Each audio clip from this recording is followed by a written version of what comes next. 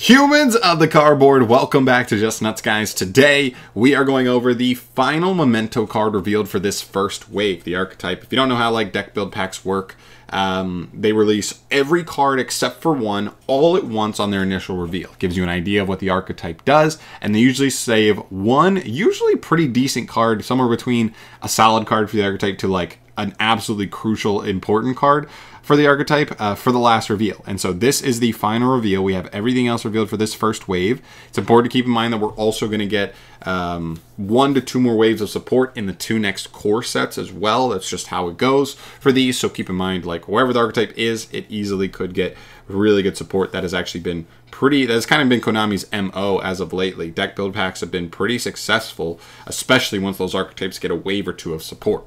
So here we go. First off, before we even get into what the card does, we have a retrain of Dark Blade. I grew up with this guy when he was a vanilla, and even when I didn't even play the game competitively in any way, I played him just because he had decent stats for a level 4 normal summonable vanilla. He looked awesome. He was a warrior. And now we have this version of him, and he still looks so freaking sick. He has this lava blade going on, this fire blade. He has these cool orange spikes coming out of him everywhere. He looks so cool. So very nostalgic card for me.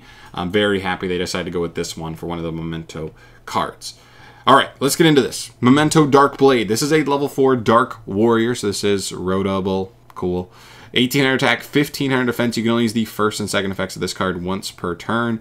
If this card is normal or special summoned, you can discard 1 Memento card, then target a spell or trap card your opponent controls, destroy it. Okay, nice little bonus effect there. That's actually not even his main effect, but cool. Gives you spell and trap removal, plus Memento likes having a lot of their cards put into grave, so the discard's not even that bad, all things considered.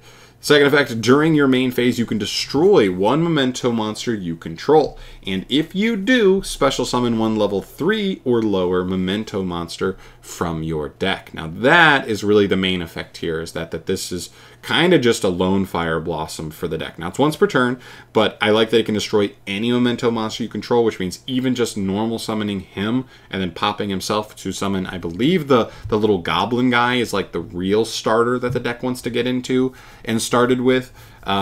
Just the fact that this is another card that gets into that is pretty cool. I also like that you don't destroy his cost, so if your opponent does Ash this, you still get to keep the body, which could certainly matter. So I don't hate that either. So basically it's a consistency card with a little bit of extra spell and trap removal utility, which we will definitely take. I kind of wish that this could summon any Memento monster from deck, but I'm not going to cry too much about it. I think it's a decent card for the deck. I think it adds a little bit of consistency. It adds a little bit of even utility going for certain of the different lower level names. But it's nice. Does it fix the problem with the deck that I have at this point? Not necessarily. I think the big gripe I have with the deck is it seems like it revolves so much around the big 5,000 attack point guy that if your opponent doesn't let you get to him, or they just have a clean way to clear him off the field, the deck is shit out of luck, pretty much, is kind of how I feel about it. Which is definitely a weak point in the deck. It feels like no matter how much the support they give to it, it needs to be the kind of support where the deck can stand on its own 2 legs, even if you don't get to him.